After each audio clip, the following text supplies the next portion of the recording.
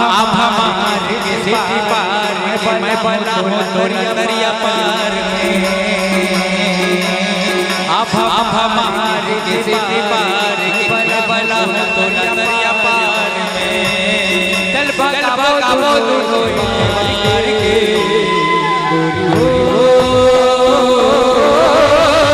बोल थे जिया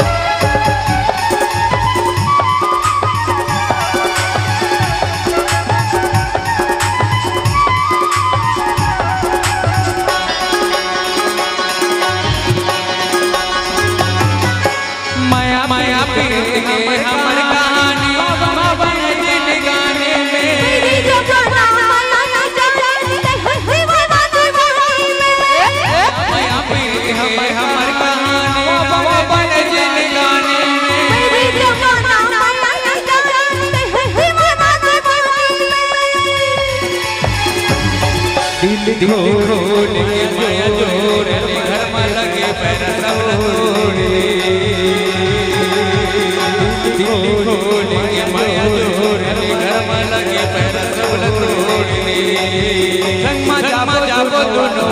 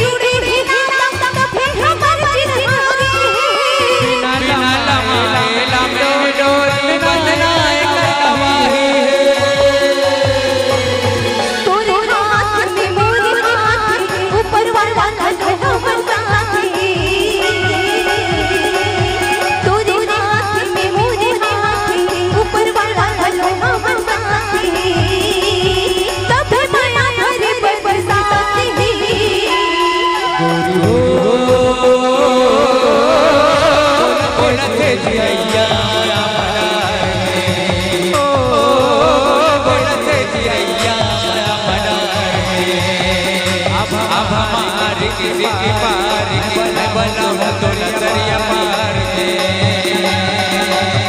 अब हमारे सिटी पार मैं बना हूँ दरिया पार में।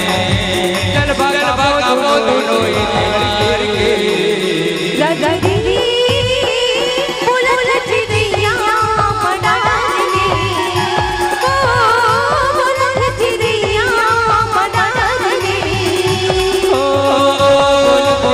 जिरैया